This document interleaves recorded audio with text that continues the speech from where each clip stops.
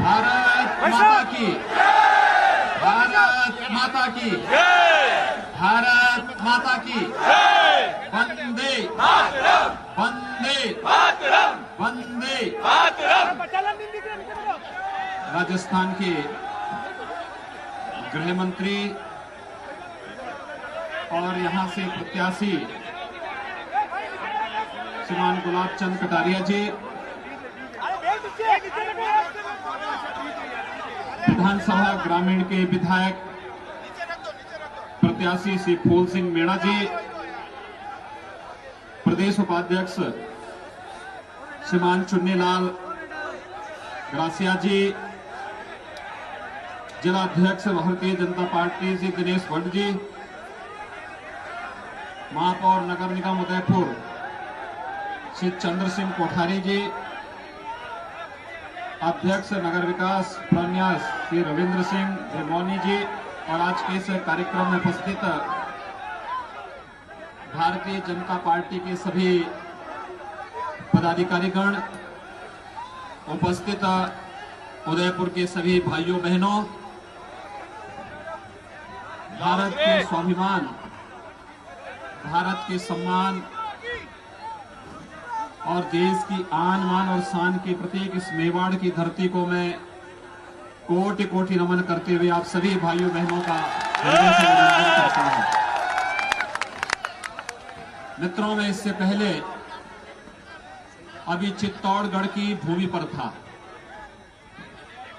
और सचमुच हमें मेवाड़ की आन मान और शान पर गौरव की अनुभूति होती है, और मुझे इसलिए भी इस बात पर गौरव की अनुभूति होती है, ये उदयपुर है और उदयपुर के साथ ही मेरी जो जन्मभूमि है उत्तराखंड में, वहां पर भी जो लोग बसे हैं, मेरे पूर्वज, वे लोग इसी उदयपुर से गए हुए थे। यहाँ पर मेवाड़ की इस पवित्र धरती पर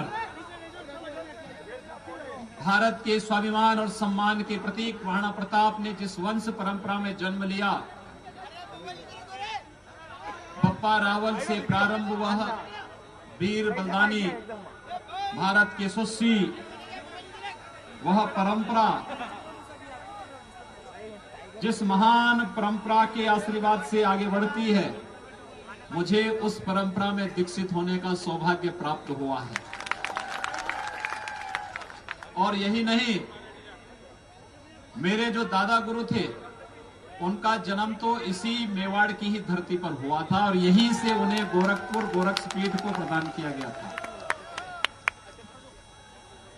देश के अंदर भारत के इस महान योद्धाओं की भूमि और महाराणा प्रताप के त्याग और बलिदान की इस भूमि में, यद्यपि देश के अंदर हर स्वाभिमानी व्यक्ति, हर स्वाभिमानी नागरिक महाराणा प्रताप के नाम पर संस्थाओं का नामकरण करता है, लेकिन भारत की संन्यास की परंपरा में ये बहुत कम देखने को मिलता होगा। लेकिन अगर आप गोरखपुर जाएंगे तो गोरखपुर में गोरक्षपीठ के द्वारा संचालित संस्थाएं महाराणा प्रताप के नाम पर ही संचालित होती हैं और भारत माता के महान सपूत के प्रति हम लोग अपनी आस्था को केवल व्यक्त ही नहीं करते, आने वाली पीढ़ी के सामने स्वदेश और स्वजाति के बारे में गौरव की अनुभूति करने का एक अवसर भी उपलब्ध कराते हैं। आप सब सौभाग्यशाली हैं कि स्वदेश और देशाभिमान का भाव व्यक्त करने वाले इस मेवाड़ की धरती पर जन्म लेने, इस धरती की सेवा करके अपने जन्म और जीवन दोनों को धन्य करने का अवसर आप सबको प्राप्त हो रहा है। इसलिए मैं आप सबको हृदय से अभिनंदन करता हूं। आज देश के अंदर 2 राज्यों का चुनाव और संपन्न हुआ। मध्य प्रदेश और मिजोरम में आज चुनाव वर्तमान में चल रहे हैं इससे पहले 20 नवंबर को छत्तीसगढ़ का चुनाव संपन्न हुआ। छत्तीसगढ़ और मध्य प्रदेश में मुझे कई जगह जाने का अवसर प्राप्त हुआ और मैं कह सकता हूं कि जो उत्साह छत्तीसगढ़ और मध्य प्रदेश में मुझे देखने को मिला, उस उत्साह को देख करके मैं कह सकता हूं कि छत्तीसगढ़ और मध्य प्रदेश में भारतीय जनता पार्टी चौथी बार लगातार सत्ता में आ रही है। पूर्वोत्तर के राज्यों की अगर आप बात करें, असम, नागालैंड, मेघालय, अरुणाचल प्रदेश, मिजोरम, त्रिपुरा, मणिपुर, ये 7 जो राज्य हैं जहां पर कभी शेष भारत के नागरिकों के लिए परमिट की व्यवस्था कांग्रेस के समय में प्रारंभ हुई थी कि बिना परमिट के आप अपने ही देश के किसी भूभाग में नहीं जा सकते। आज आप सबको गौरव की अनुभूति होनी चाहिए कि इस पूर्वांचल की भूमि पर, पूर्वोत्तर की उस भूमि पर देश के यशस्वी प्रधानमंत्री आदरणीय नरेंद्र मोदी जी के नेतृत्व में चल रही भारत सरकार के लोक कल्याणकारी योजनाएं, विकास की योजनाओं का परिणाम है। भारतीय जनता पार्टी के यशस्वी राष्ट्रीय अध्यक्ष श्री अमित शाह जी के नेतृत्व में संगठनात्मक कौशल का परिणाम है कि आज अरुणाचल में भारतीय जनता पार्टी की सरकार, असम में भारतीय जनता पार्टी की सरकार, मणिपुर में भारतीय जनता पार्टी की सरकार, त्रिपुरा में भारतीय जनता पार्टी की अपनी स्वयं की सरकारें हैं। मिजोरम और नागालैंड में भारतीय जनता पार्टी समर्थित सरकार है और आज मिजोरम का चुनाव संपन्न हुआ है और मित्रों मैं कह सकता हूं जब 11 दिसंबर को परिणाम आएंगे, मिजोरम में भी भारतीय जनता पार्टी की ही सरकार बनेगी। अगर मिजोरम में भाजपा आ सकती है, छत्तीसगढ़ और राजस्थान में लगातार चौथी बार भारतीय जनता पार्टी आ सकती है, तो फिर भक्ति और शक्ति की इस अद्भुत भूमि पर भारतीय जनता पार्टी लगातार दूसरी बार क्यों नहीं आ सकती है, यही पूछने के लिए मैं आपके पास आया हूं। मित्रों, कांग्रेस ने इस देश की जितनी क्षति पहुंचाई है, मेरा यह मानना है कि कोई भी स्वाभिमानी नागरिक अगर जिसके अंदर देश और धर्म के बारे में थोड़ा भी सम्मान का भाव है, कम से कम अब कांग्रेस को वोट तो नहीं ही देगा, उसको देना भी नहीं चाहिए। आज आपके सामने केंद्र में मोदी जी के नेतृत्व की सरकार और प्रदेश में श्रीमती वसुंधरा राजे जी के नेतृत्व की सरकार ने जो कार्य किए, जो कांग्रेस के नेता जगह जगह चिल्ला चिल्ला के कह रहे हैं कि हमने कार्य किया है, इनसे पूछा जाना चाहिए कि अगर तुमने कार्य किया होता, तुम्हारे पूर्वजों ने कार्य किया होता, तो मोदी जी को आकर के 32 करोड़ परिवारों के खाते बैंक में खोलने के लिए मजबूर नहीं होना पड़ता। सामान्य रूप से दिखने के लिए 32 करोड़ खाते एक सामान्य घटना है, लेकिन इसके दूरगामी परिणाम कितने महत्वपूर्ण हैं, आप इसी से समझ सकते हैं।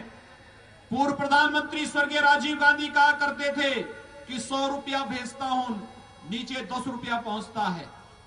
ये 90 रुपया कहां जाता था मित्रों? ये कहीं और नहीं जाता था, एक कांग्रेस के दलाल हजम कर जाते थे। गरीब के पास वो पैसा जाता ही नहीं था।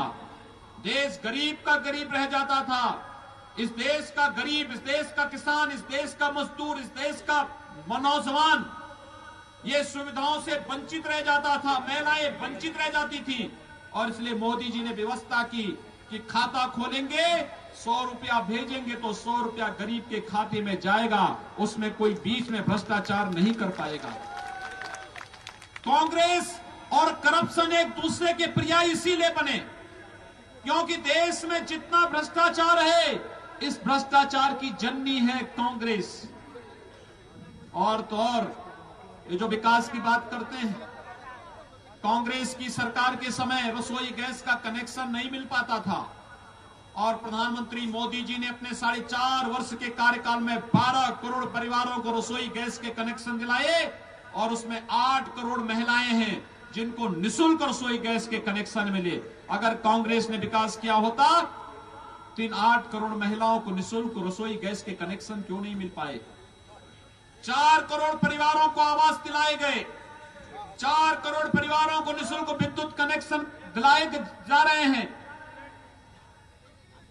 8 करोड़ परिवारों के पास, जिनके पास कोई अपनी सुविधाएं नहीं थी, उनके पास शौचालय उपलब्ध कराने का कार्य केंद्र में मोदी जी के नेतृत्व की सरकार ने किया। और यही नहीं, हर गरीब को स्वास्थ्य की बेहतर सुविधा प्राप्त हो। जब मेवाड़ की बात आती है, जब अरावली की पर्वत श्रृंखलाओं में लड़े जा रहे भारत की स्वतंत्रता के युद्ध की बात आती है, तो भामाशाह का नाम भी याद आता है। मित्रों, भामाशाह के नाम पर स्वास्थ्य बीमा की योजना किसी ने चलाई तो वसुंधरा राजे जी ने चलाई। और यही नहीं, वह 3 लाख की स्वास्थ्य बीमा थी और मोदी जी ने आयुष्मान भारत में चलाई है 5 लाख रुपए सालाना हर गरीब को स्वास्थ्य की बीमा की योजना, जिसमें हर गरीब को स्वास्थ्य बीमा की योजना मिलेगी। अगर कांग्रेस ने सब काम किया होता तो मोदी जी को और वसुंधरा जी को ये सब काम करने की आवश्यकता क्यों पड़ती?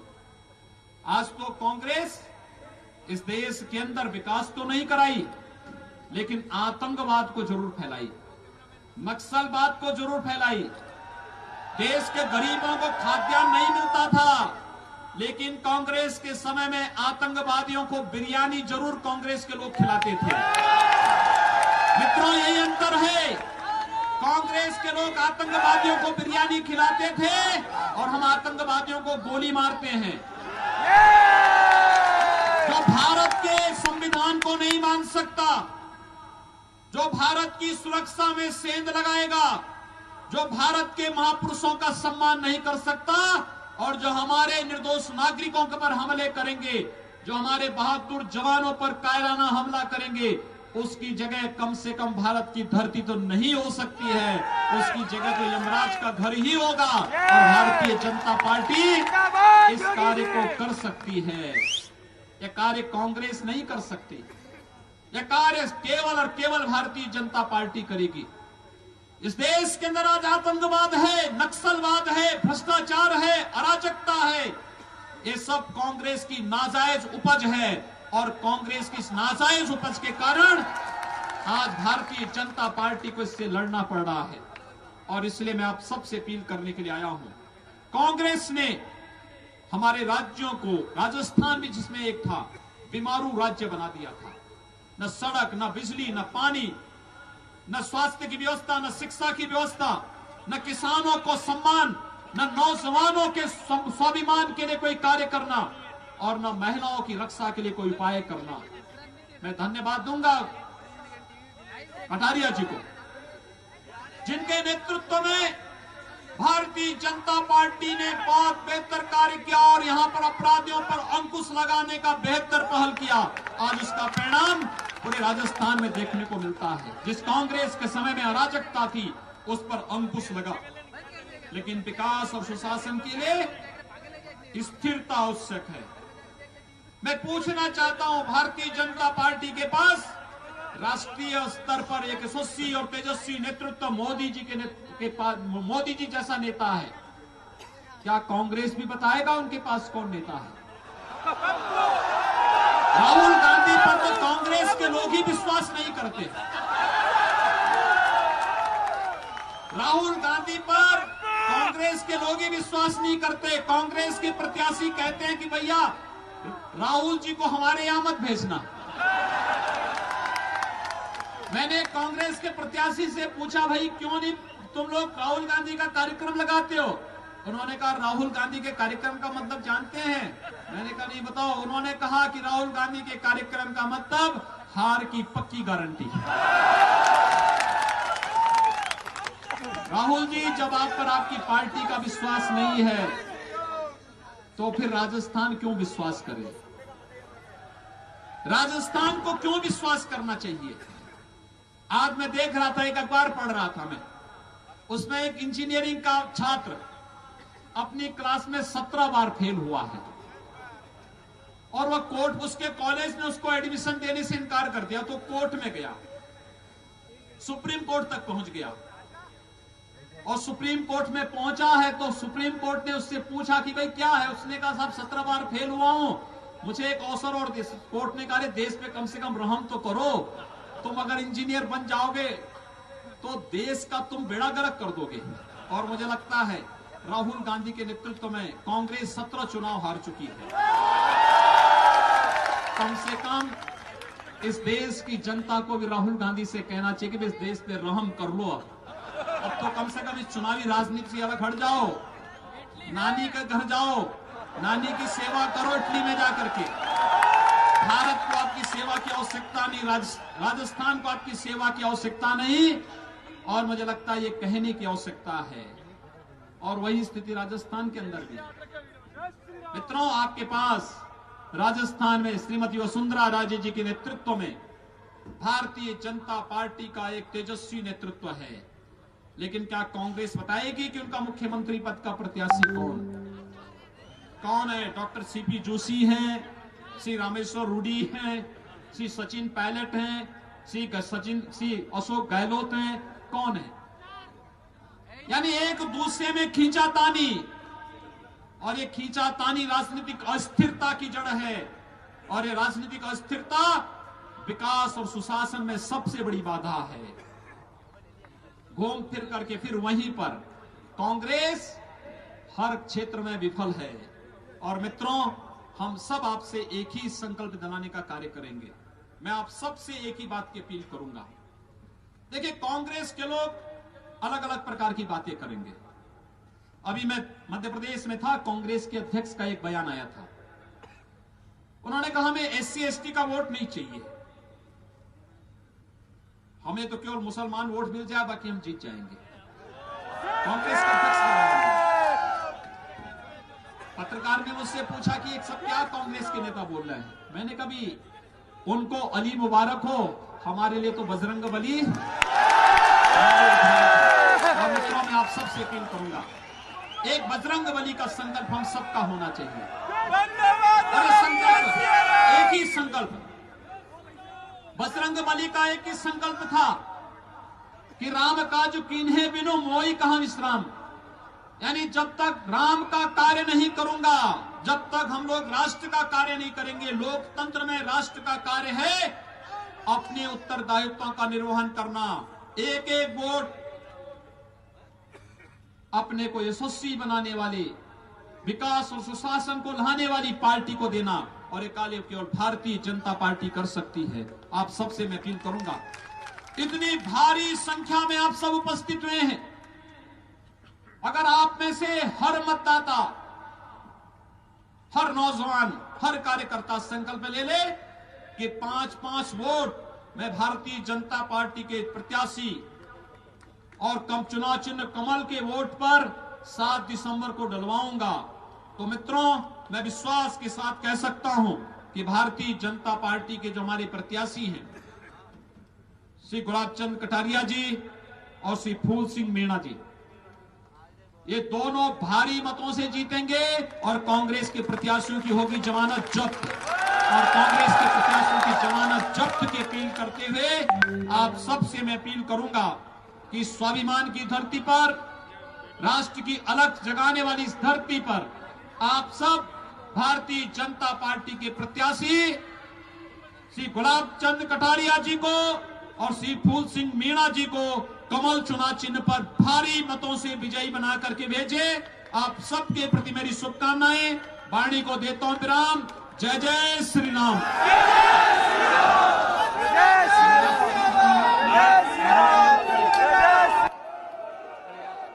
आज हमारे लिए सौभाग्य की बात है कि उत्तर प्रदेश के मुख्यमंत्री माननीय योगी जी एक यशस्वी और विकासशील प्रदेश को आगे बढ़ाने वाले हमारे बीच बना रहे। उन्होंने जो कुछ हमें कहा, हमारा उत्साह वर्धित किया। आपका ढेर सारा अभिनंदन, बहुत सारा धन्यवाद। जय हिंद, जय भारत।